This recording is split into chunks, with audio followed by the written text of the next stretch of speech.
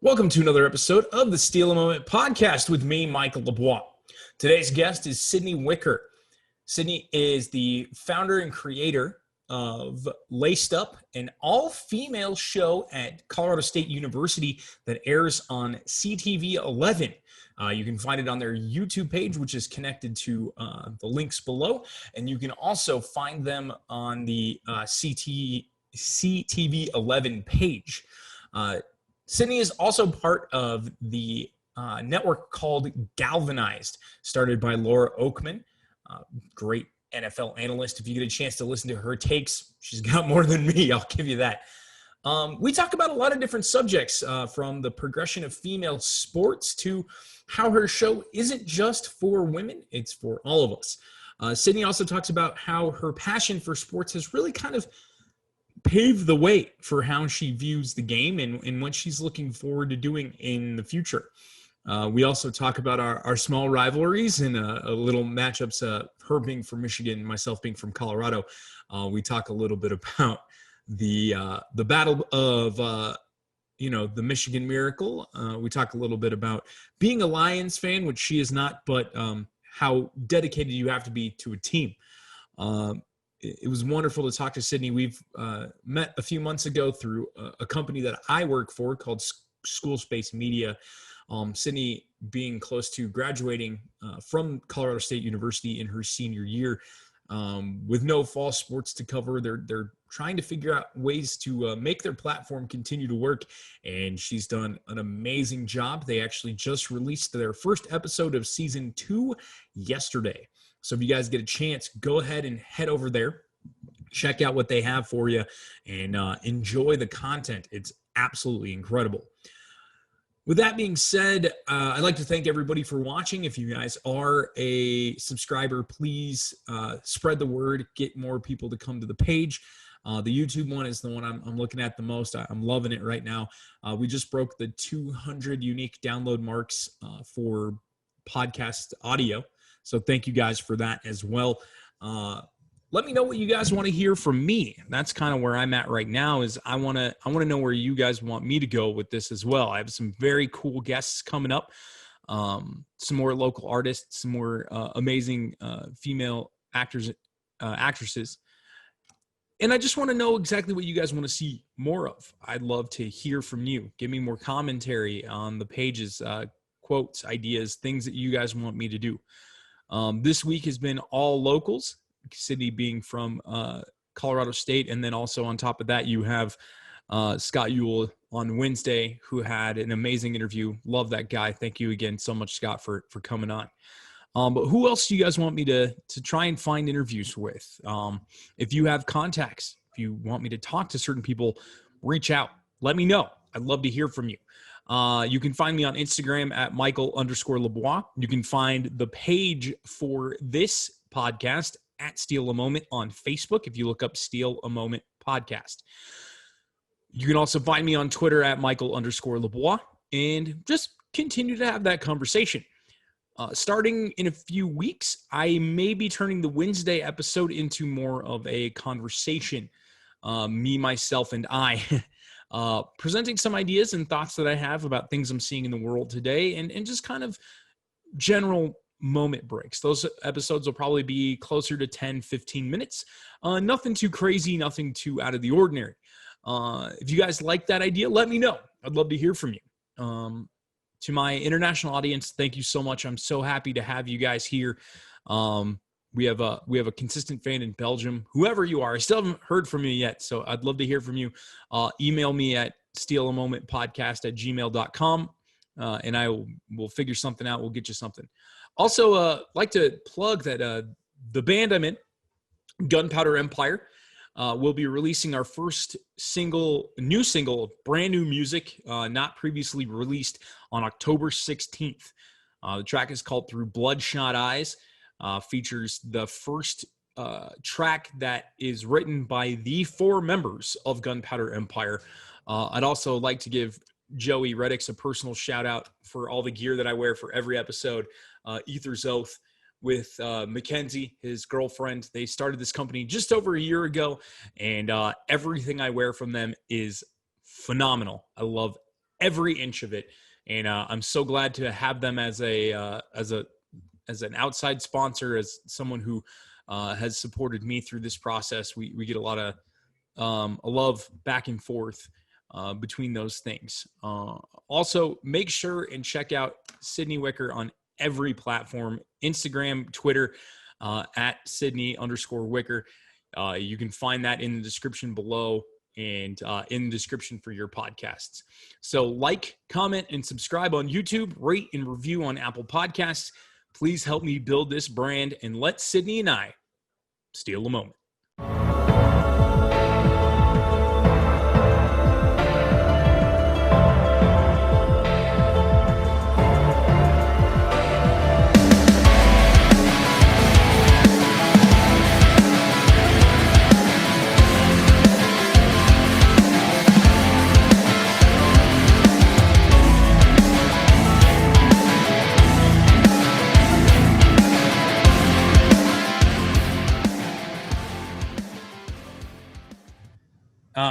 So yeah, we actually just started up with School Space with softball last week. Nice. Last week. And so that's been kind of crazy because they're starting back up sports, and we have like a 4-stage plan now with everything, which is insane. So yeah, looking at potentially having spring football, which might be weird.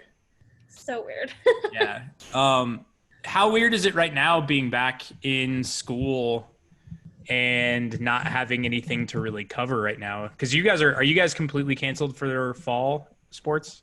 Yep, the Mountain West canceled everything for fall, so there's like literally nothing going on, not even soccer, which really sucks. But it's so weird because like campus is so dead. I can find parking at any time, which is so weird. Like usually there's no parking ever, and so it's just like so strange because so many classes are either all online or they're only like once a week. So it's just been like so weird, like getting used to campus and stuff. And I'm really close with one of the football players. His name's Ellison Hubbard. And I was talking to him today. I was like, how has it been? Because they just started their practices back up. They stopped their practices for a little bit, so they just started them back up. And so I was talking to him. I was like, how's practice going? He was like, good. But he was like, that's all I really have to do. He's like, this is usually my busiest time of the year. He's like, it's so weird that all we're doing is like barely practicing. And I was like, oh my gosh, that's so crazy. Sorry. That's okay. That comes with the territory of... I knew. It's my sisters. I can't even like turn it off. I'm so sorry. It's okay. Oh, there we go. It's fine. Okay. Yeah. Again. No, it's totally fine. It's funny because like I remember having my MacBook be my heart and soul. Yes. And it died about a year ago.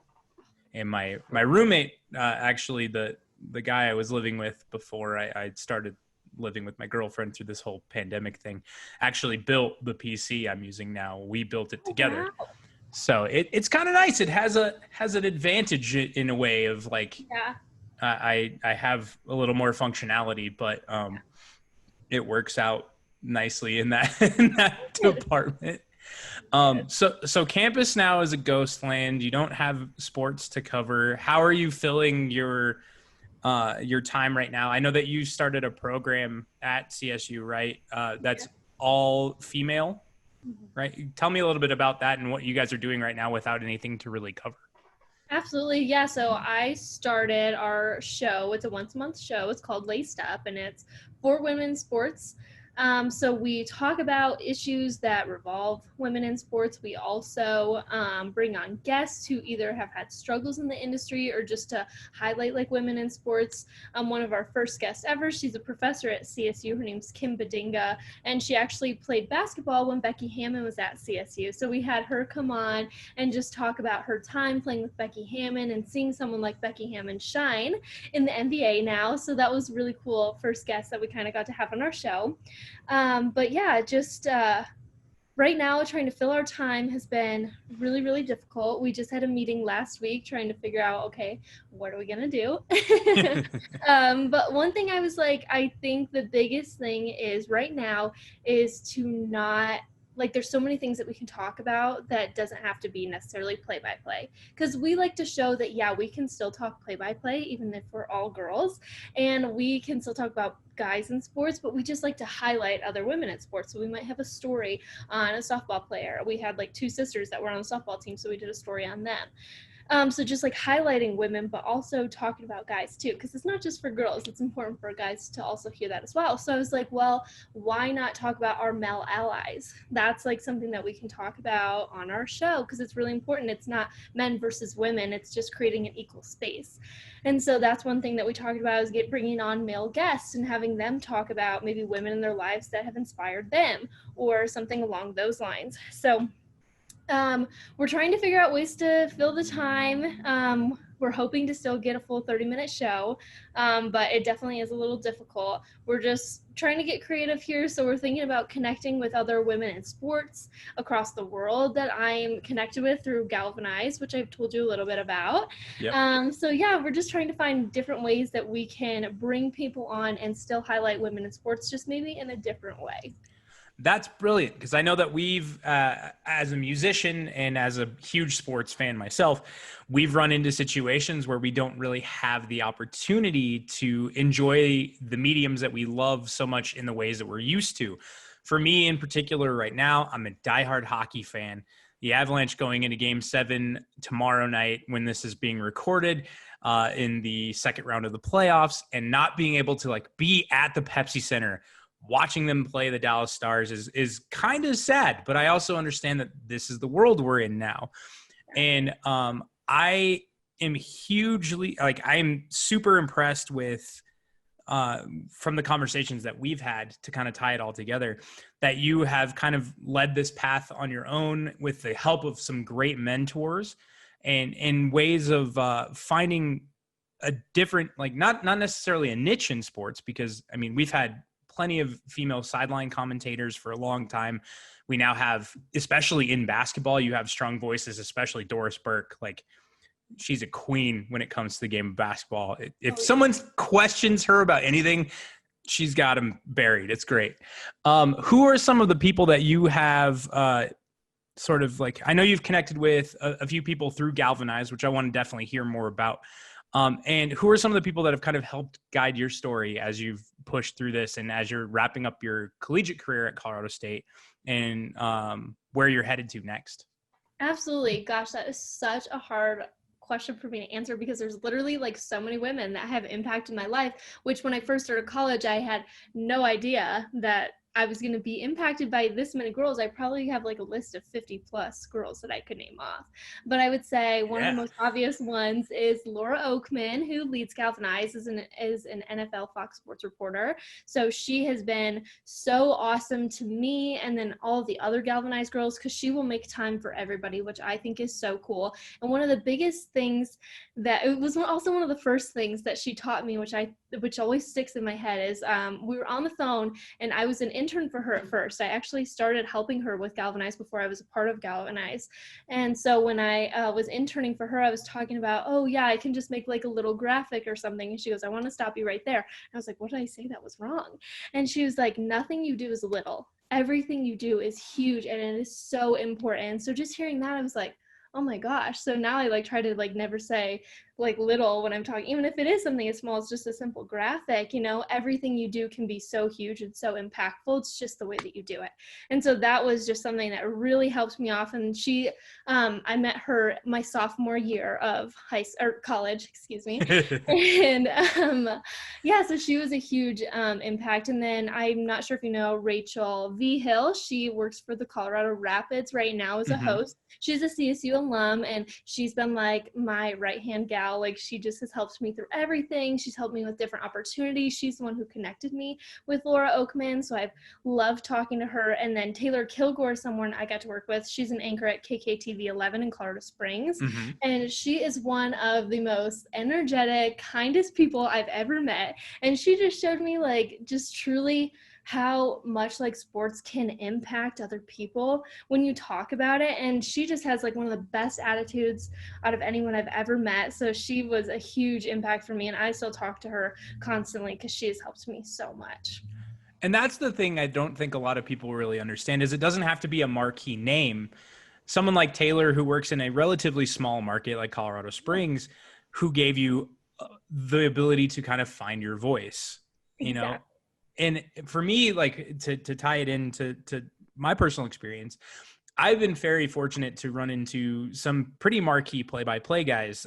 Jerry Schimmel, who used to be the voice of the Colorado Rockies and the Denver Nuggets for a long time, and then Drew Goodman, who's the voice of the Rockies and was also the voice of the Nuggets for a long time. He used to come into my Starbucks all the time. Excuse me. And so when I told him I was getting into play-by-play, I asked him what the most important thing was, and they both said the same thing, which is preparation. And that's, I think, goes with any form of media. If we all came into this, any form of media blind, we would feel completely lost. And I think that's something that we, as people in the media realm, don't really explain to people outside of it. They just assume we have all this knowledge already. And it doesn't work that way. Like, you have to do your studying and your research, and you have to find out who you're covering and why. You know, it's the little things, like remembering that a guy went to some small Presbyterian college before he went to CSU or CU or Air Force or, you know, Boise State.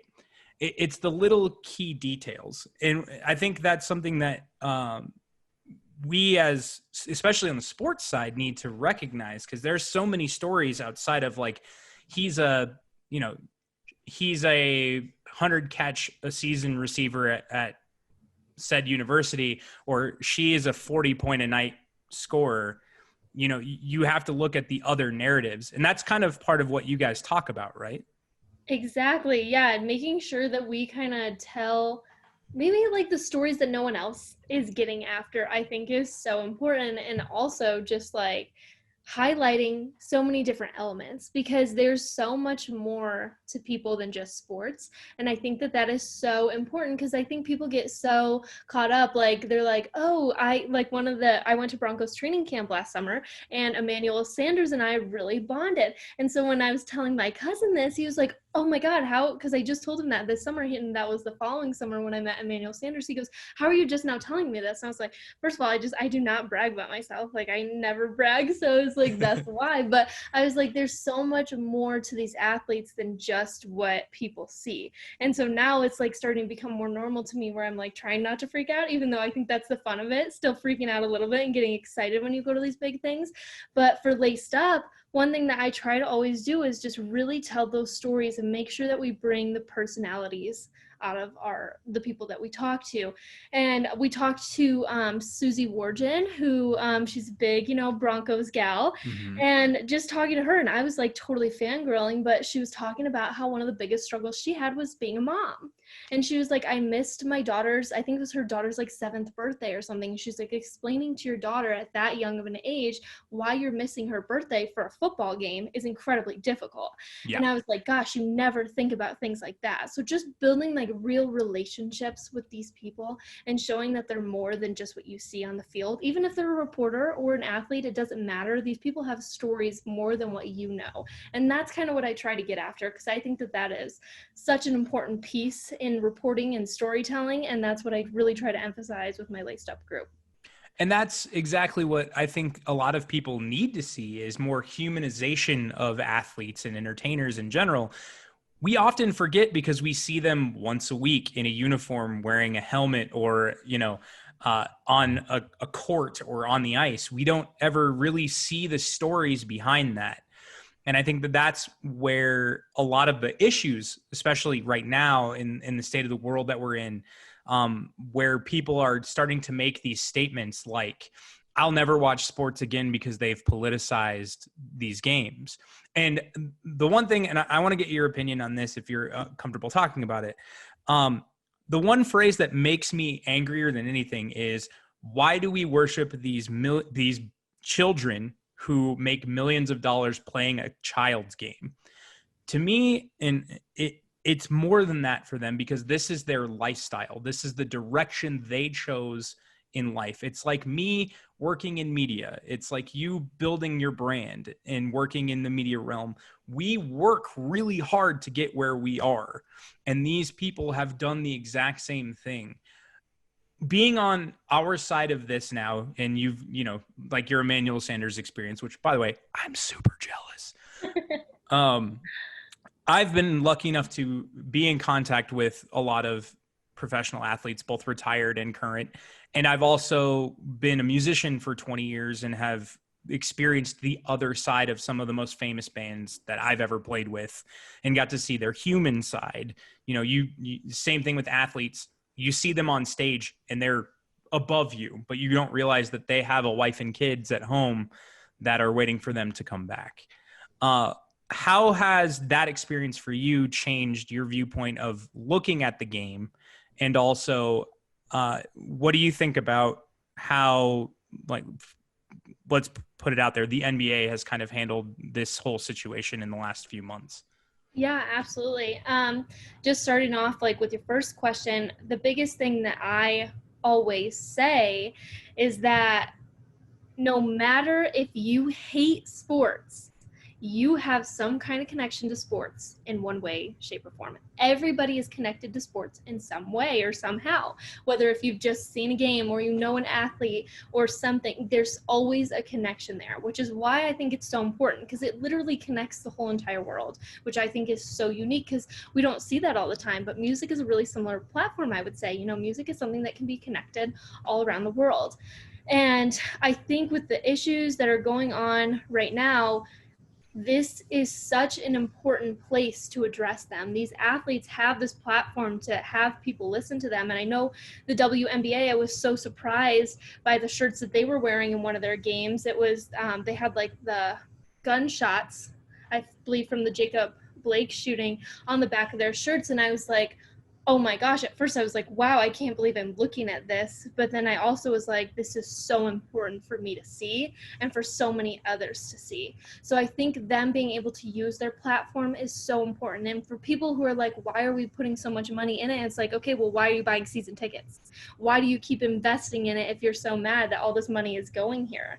And I think it's so important that these athletes are able to shine and are able to have this platform, because that has given us a reason to like learn and to be educated at a different level. And I've learned so much. Like that is something I just try to like make sure I learn something new at least every single week, or I'll have big conversations with people, because I think that that's what we need to be doing right now. And that's just a simple step. I think that there needs to be more action and bigger change needs to happen, but having these conversations is such a huge step. And it's something that sounds so simple, but it's something that we haven't done before, and it needs to happen. And I know on my Laced Up show, we're actually going to dedicate a segment to the Black Lives Matter movement, where one of my anchors is going to come on, and she's either going to talk about experiences that she's faced, or she's going to bring athletes on to have uncomfortable conversations with them. And we're going to make sure that we use our platform as a way to continue this conversation and try to make an impact, or try to make somebody listen to what's going on. Because if at least one person hears what we're saying, then we've changed somebody's life and we've done something important.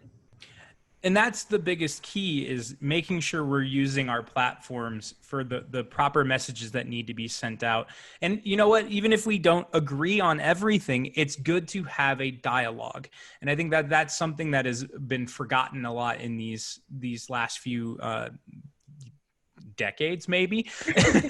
And it's interesting being a sports fan who's never really minded the dialogue. Muhammad Ali in the 60s and 70s was very vocal about his stance against the Vietnam War. People hated him, but he was still the greatest boxer of all time in the eyes of a lot of people. You have people who are, crushing LeBron James for his opinions, but at the same time, like, this guy has. Can you name one article where his name has been mentioned as LeBron James arrested, LeBron James in connection with something negative, where this guy's been the poster child of perfect PR since his entry in the league, and he was a 18-year-old kid, Yeah. So that's big in its own right. And I think that that's something that we as analysts on our end have to kind of help push along. You don't have to agree with it, but at least listen to it. Exactly. I totally agree with that. And I love that you brought up LeBron because I really think about it. I've never heard a negative thing about LeBron. My dad hates LeBron because he's a team guy. So he's like, if you're jumping around from team to team, he does not like that at all. He likes you to be dedicated to your team, which is that's just always been his mindset. But I was like, you cannot talk bad about him as a person. Like, you No. cannot like him for so many other reasons, but you cannot talk bad about LeBron as a person. So I do think that's funny they bring that up. It made me think of my dad. But yeah, that is so true. Yes, and that's one of those things that I've always like. I had my moment where I didn't like him because of the whole like decision thing until I Mhm. found out that the decision was actually a fundraiser for the Boys and Girls Club of Akron, Yeah. and he actually turned it into a positive in that route. And you know, he still brought a championship to Cleveland. Everyone can let it go now. It's fine. Uh, let's talk a little bit about GALvanize. Now, I've only heard a little bit about it. Actually, my girlfriend knew about it from her job side of things. Okay. I think she's actually worked because, if I'm not mistaken, GALvanize is part of some larger media group as well. And so when I mentioned that, she's like, "Oh, I've heard of that. That's interesting." So tell me more about it so that our audience can get a better idea of what it is. Absolutely. So GALvanize was started by Laura Oakman a couple years ago. I'm not exactly sure when it started, but I know it's been going on for a few years now, probably close to 10 years, I want to say. I could be wrong. But yes, and she started this. Her motto is girls compete, but women empower. So she really wants to bring women from all over to just come together and really empower each other. And she started off specifically with reporters. So you meet at, like, I went to Atlanta, so I got to go to a boot camp with the Falcons. And so we meet in Atlanta, and it's a 2-day camp. And she promises that she will make you a better reporter in 2 days. And I was like, oh my gosh, how is she going to do this? But okay, you just got to trust the process. And so you show up day one, you wake up super early, you meet in a conference room, and it's really casual, which that I love that so much because she really tries to keep it as personable as possible. And within the first 2 minutes, she has you go through like an exercise where you're just starting to become vulnerable and really let your walls down. Because she said, as soon as you're vulnerable, the person that you're interviewing will be more vulnerable with you, which I think has been so important for me to learn because that really has helped me so much in stories. Especially, I've done a couple stories with kids, and like once you kind of like give them a little bit, they give so much back to you. And so, yeah, day one, you just kind of do some reps and you start your interviewing practice, and you start getting to know the girls in your group a lot better. There's usually only between 20 and 25 girls. It depends on how many rookies are on the team. And then she assigns you to your rookies. You find out who you're interviewing, and then you do your research on them and you plan your questions. She sits down with every single person and gets everybody ready. She's like the best hype woman ever. So she'll get you really excited. She'll help you reword your questions.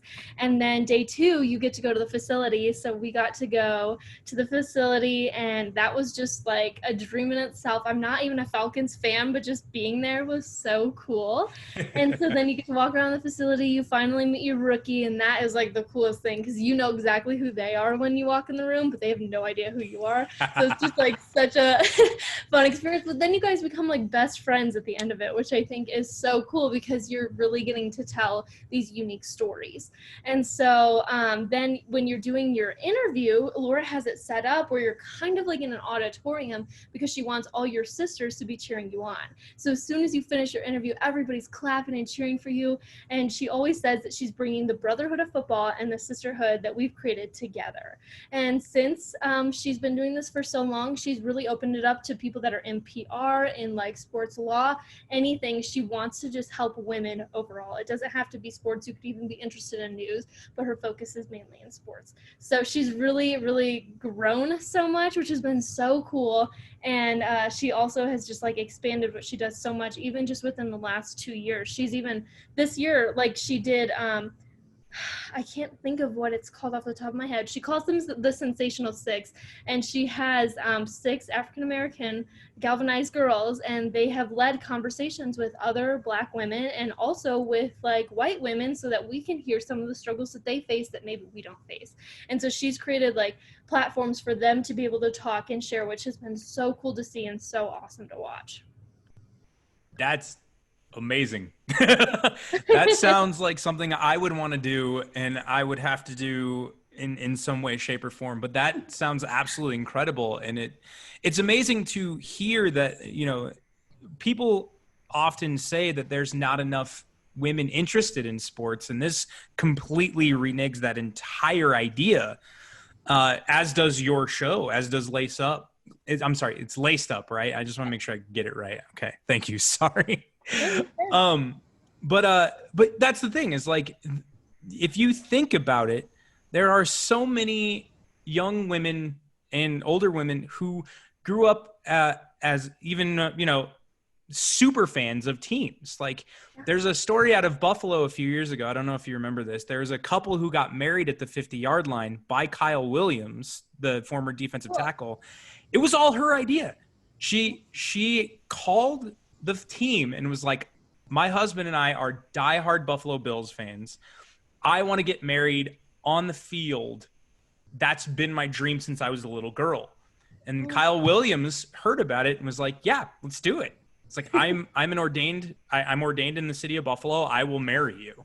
Wow. And so she got to, like, I think her dress even had like a Jim Kelly jersey in it or something like that. But it's amazing, because I don't think people really understand that, you know, females are just as interested in sports as men are. My sister, played 3 years of high school basketball, was under Bill Hanslick, went to his camps. He was one of the first girls to ever go to his basketball camps.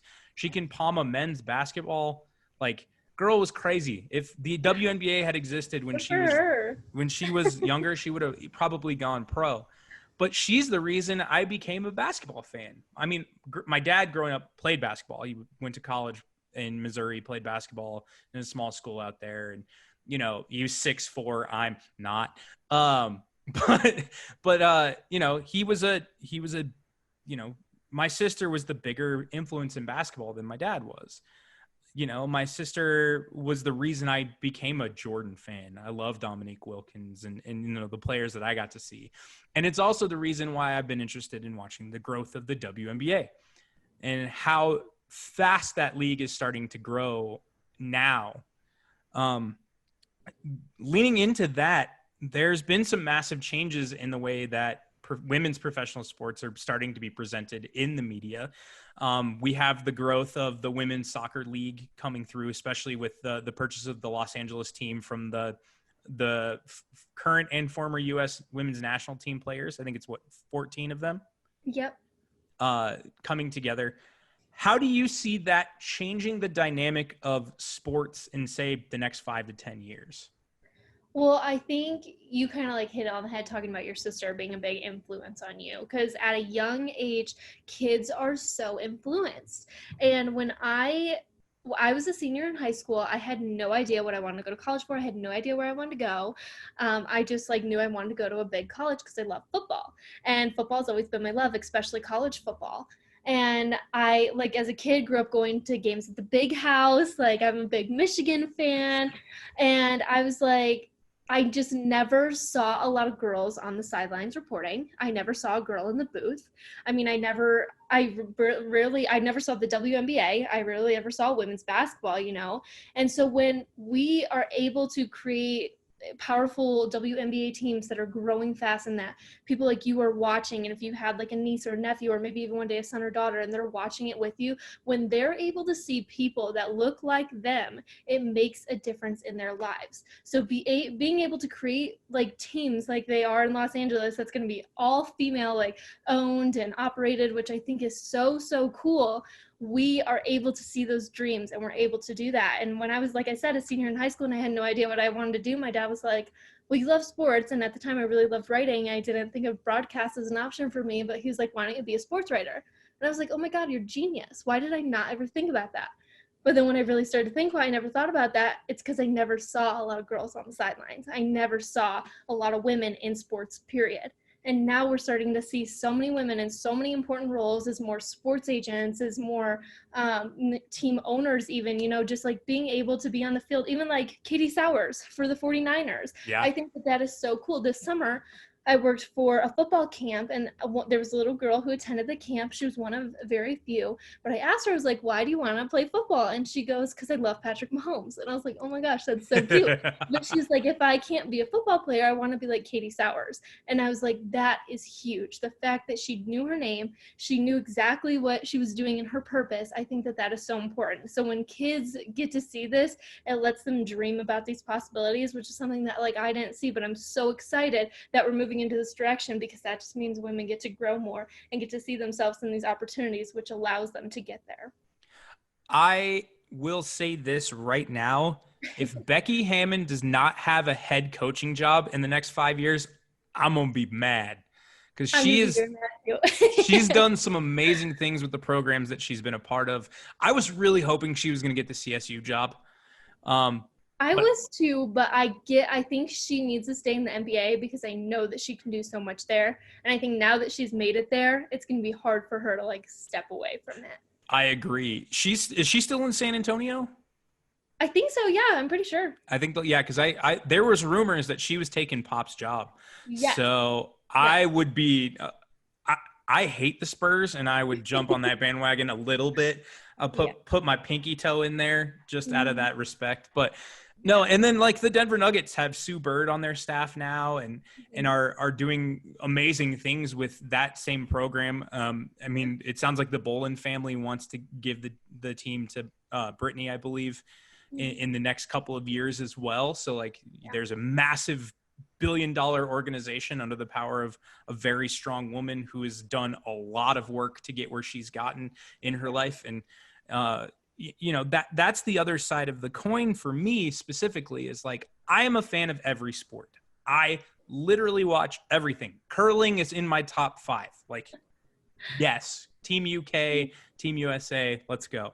But it's interesting to me that it feels like still people consider women's sports still like a second class thing, even though the skill level is very similar in some cases.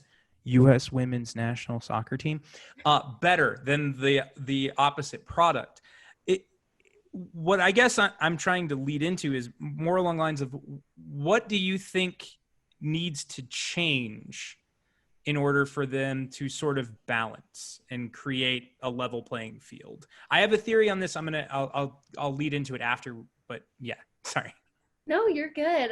Oh, gosh, that is such a tough question. And I think about this all the time, because it's like having these conversations and stuff is so important, like I mentioned earlier, but it's like, how do we take the next step, and how do we get there and start normalizing things? So, gosh, that is just so tough. I think the biggest thing is going to really be the way that we talk about it first, because a lot of times we're like, oh, it's just women's basketball. Or like I've even heard it like with my family around, they're like, oh, why is a women's basketball game on? Why don't they put the Nuggets game on? You know, like whatever it may be, when usually both games are on. But if like a women's basketball game is on a bigger TV, they're like, oh, let's change that. So I think it just really equaling everything is so important. I think the U.S. women's national team does a really good job of like trying to fight for their equal pay, which is just ridiculous that they've even had to do that in the first place. But the fact that they've made like such a huge name for themselves and they've won so much, that has been such a huge part of, if they were losing all the time, so many less people would be engaged. So the more that like these women teams are able to like dominate and show like what they can do, that will help draw in more of those fans, I think. But it's just I think it's gonna take a while, and I think it's gonna take a little bit of the older generation to kind of clear out and get out of their mind that it's a man's world, because it's not. So I think that has to play into it a little bit, but that is such a tough question, and I'm really excited to see what does happen in the next couple of years, because I know that change is gonna happen, and it's gonna be cool to see it. Yeah. So this is kind of a defense I had when I had an argument with somebody about this a few years back. So think about this in terms of time ratios. So the NBA has been around for almost 100 years. The NHL has been around for 150 years. The NFL has been around for 105 years. So you have a long stretch of history where they have developed everything from the ground up but you've had a long time to do this.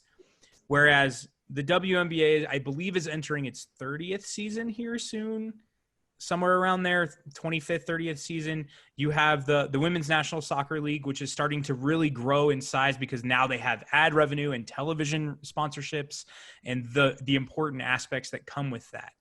I think given a time frame, as they have started to continuously grow, and with the assistance of the MLS and the assistance of the NBA, these leagues continue to get bigger and bigger.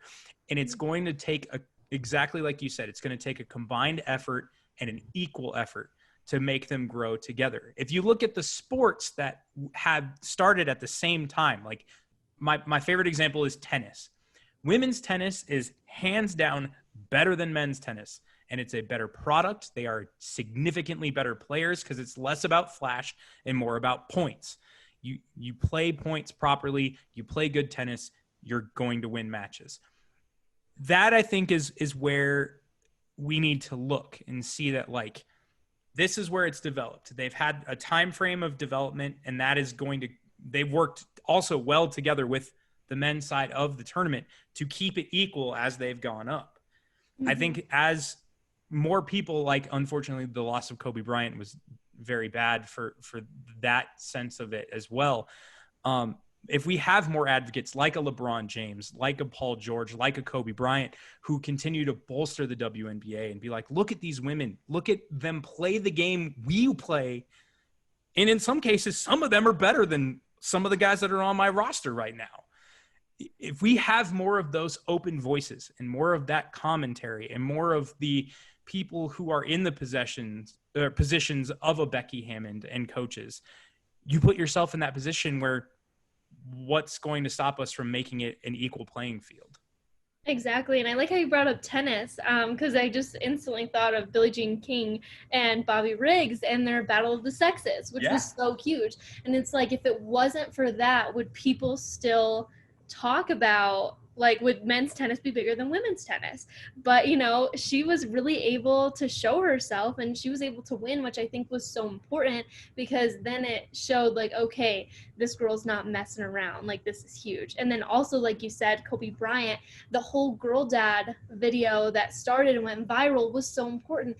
And this went above sports, which is like something that we've kept talking about. But I think that's important because my dad, he's a complete girl dad. He has 3 daughters, including myself. And so it really gave dads, I feel like, a moment to really, like, be appreciative. Like, yeah, it's okay to have girls. You don't have to have guys or sons, you know, like, you should be proud of the daughters that you have, and we should really, really highlight them, which I think has been so important and such a huge conversation. And if it wasn't for that video, you know, I think that just was another part of Kobe's message that was still able to live on, even though that he passed. But having him and other athletes, like you mentioned, just be able to help women in sports, that just adds to the playing field. You know, that just makes it so much better and so much louder, which is the key part.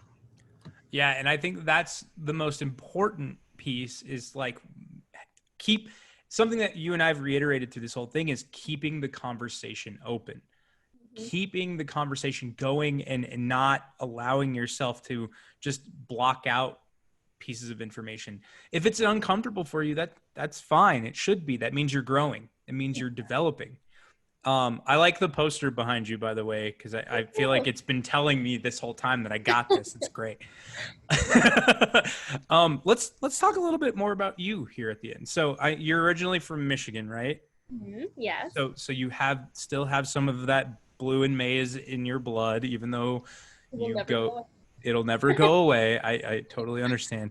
But one of the things we talked about when we first started talking, you have mentioned that nobody in their right mind would be a Lions fan. Can elaborate on this a little bit? I've always been curious. We talked about this, but I wanted you to get it. I wanted to get it on air. Yes. Oh my gosh, my poor Detroit fans who may listen to this. I'm so sorry. I'm just never been a Lions fan, but they're just whole organization. It's been so hard to truly support when they just can never win, or when they get you excited and you get into that wild card spot and then they blow it. Like, there's just never, you never are satisfied, which I think is just the most frustrating part. And that's also how I grew up. My dad does not like the Lions at all. He's been anti-Lions, so I've always had that push from him. We do not watch Lions football games when we're watching Sunday football. Like, that is not on our TV. We'll watch the recap from the Michigan game on like Sports Center or something, but we're not going to watch the Lions game. So it's just been it's hard to cheer for a team that has been disappointing for literally their entire existence. So my dad's always cheered for the Packers and the Broncos, which is funny because we're now in Colorado. So I've definitely enjoyed watching the Broncos play now that I live out here. But I think I've really started to fall in love with a lot of the athletes and the athletes' stories in the NFL. So I haven't like really truly cheered for like a team. I've kind of cheered more for some of the athletes in that aspect. But yeah, I just feel like if you're a Lions fan, man, you gotta love heartbreak or something. You know what though, that's respect there, because there's two championship organizations in the city of Detroit that are consistent champions until recently, and myself being a Denver native, the '04 Pistons are still one of my all-time favorite teams, led by Park Hill's own Chauncey Billups. Big ups to Big Shot Chauncey. You know, that's how I've always I got to watch him play in high school when I was like a toddler, so it was fun getting to see him win a championship with the Pistons. And then of course, also being from Colorado, I cannot say the other team without cringing. The Wings. I'll say it for you. Go Wings. Yeah, I have my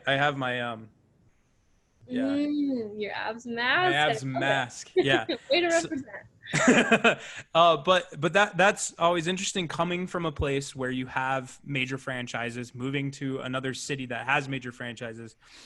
And I'm sure, as your dad mentioned, as you mentioned earlier, he's a team guy. So you don't leave a team. Is that something that's also changing in this modern era of media, where now more people follow players or personalities instead of teams? And how do you think that affects what's going to happen with the way sports is presented in the near future? Yeah, I definitely feel like so many people cheer for certain athletes just because of their stories.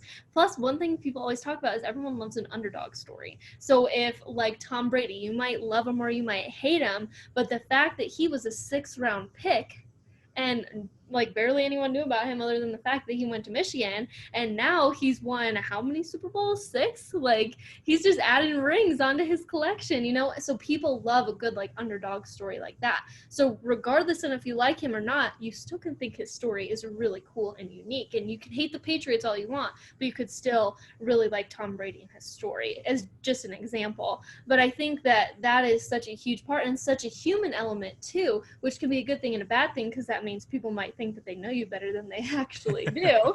But I think once you start adding these human elements to it, it gives fans a bigger like insight into the game, so they're able to relate a little bit more and a little bit better, which is something that I love. I love telling people stories, and I love getting to know them deeper than what the game is and why it's important to them, because there is so much more to the athlete. So I definitely think that that's something we're starting to see more, is a lot of people that are truly like fans of just athletes. Like, I am not a Chiefs fan, but I love Patrick Mahomes' story. The fact that he's been with his girlfriend since high school and now they're just engaged, which I think is so cool.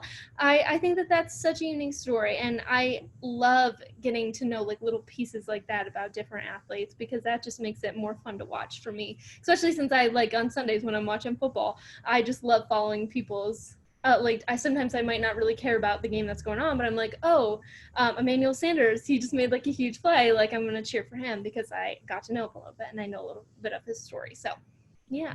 Yeah, and I think that's something we all should take away from all of this, is that we need to focus more on finding them as individuals and as people, instead of, you know, like I'm like I said, I'm a huge Avalanche fan. I love the fact that Nathan McKinnon is this all-star, amazing player. Cale Makar is this 20-year-old phenom defenseman who has won 2 games for us in this tournament. Gabriel Landeskog is the captain of this team and was the youngest captain in Avs history. Like, little things like that. But also the fact that Nathan McKinnon is best friends with Sidney Crosby, and they train together during the offseason because they want to get better. They both think that each other is the greatest in the league, so they compete. Landeskog just had a child earlier in the year and took some time off to be with his family. And the shitty thing is, and I can cuss on this podcast because it's mine. The shitty thing is he was chastised for being with his family. Another example, Tuukka Rask left the bubble for the Bruins because his daughter was sick. Like his small child was sick. So he didn't feel that sports was more important than a sick child. 100% respect him for it. And he got obliterated by the Boston media. So I think that's one of the things that we need to focus on as we grow into these roles as people in the media, is to see them more than just the statistics they put on a page, the baskets they make in a game, the way that they present themselves, on the floor. We have to understand that maybe the night that Rasheed Wallace took 2 tees, he found out that his mom had cancer. Or the night that, Brett Favre, his dad dies and he goes and throws 4 touchdowns, has like the greatest game in his career. We often forget that they're human. They're emotional creatures like the rest of us. They feel the ebbs and flows of the crowd. You feel the passion that comes off of the people that play these games. And, you may not like them personally. You may not like them because of the jersey they wear, but you still have to respect them as human beings. Exactly. I think that is so important, because a lot of people are like, oh, you made it to the NBA. That's one of your greatest accomplishments. But maybe their greatest accomplishment is being a dad. And I think going back to Kobe Bryant, I think that that's one thing that he said, was that his greatest accomplishment was being a dad to all his girls. And so you have to look at the human element, which is so important. And when we're able to voice those stories and to tell them, I think that helps people a little bit more. And the people that are bashing people for, like you said, the one athlete whose kid was sick and he left to go take care of him, yeah, I think any parent would do that in their right mind, because that's just what you do, So I think that people need to remember that these athletes are not Hollywood celebrities. Like, of course, this is their job and this is what a huge accomplishment, but they have lives outside of this that are also important to them. Yeah. And I don't think a lot of people think about that very often anymore. Well, Sydney, I'm going to wrap this up here real quick. Let everybody know where they can find you, how they can get in contact with you, and what resources you can offer for people. And those will be in the description below, as well as on the screen while you're talking. Awesome. Yeah. So you can follow me on social media at Sydney, SYDNEY_Wicker, WICKER. And if you just send me a DM, if you want to get into contact with me, I'm so open to having conversations with anybody. I all the time just call people and love having open conversations with them. I think that is such an important part, because I'm human too, even though I might be on TV or maybe I'll even make it big one day. I think that's really huge to remember, that everyone is human. And if you're interested in watching Laced Up, you can find us at CTV 11 by going to YouTube. And our first show will be September 23rd at 7 p.m. So, yeah. Fantastic. Well, Sydney, it's been a pleasure getting to talk to you and to have you on here. It's always fun to get to know people who are up and coming. My final question, what is your dream position? Oh gosh, my dream job would be to take Maria Taylor's job for College Game Day and be a College Game Day host. I think that'd be so fun. It'd be even better if I got to work alongside her, because I just look up to her so much. I think she's so awesome and so badass in everything that she does. But yeah, I would definitely say College Game Day. I love college football so much. So if I got to be in that element, going to a different city every single week, I don't think I could complain about too much. Well, thank you so much. If you do get a chance to do that, tell Desmond Howard I said hello. Also, let your dad know that you just spent a little bit of time with a CU fan whose favorite moment of all time was the miracle at the big house, Cordell Stewart to Michael Westbrook in the back of the end zone. I have to tell you before we go, my dad and grandpa were actually at that game when that happened. So they were completely devastated, but the following year they played them again, but it was at CU. Mm-hmm. And it kind of was like the same situation. My dad and my grandpa and my uncle all flew out for that game. And at the whole time, everyone was talking trash to them. You're wasting your time coming to Boulder. We're going to kick your ass again, doing all this trash talk. And we beat you guys Yes. year. So I know you had the miracle at Michigan. We'll never live that down. But I do think it's cool that my dad, grandpa, and uncle all came out to Boulder and they had their game faces on. They brought home a win with them. So yeah. The stomping that came the following year was much deserved for the stress that we caused the entire big house the previous year. I did not go to CU. I just grew up a CU fan. Okay. So that's my reasoning. And I did work for CSU for a while. So I got to bleed both for a little bit. But thank you so much, Sydney. And we'll be in touch soon. Awesome. Sounds great. Thank you so much. It was so nice to talk to you. And thanks for having me on. Always. Take care. Have a good one. It almost feels like someone else is living my life. 'Cause it almost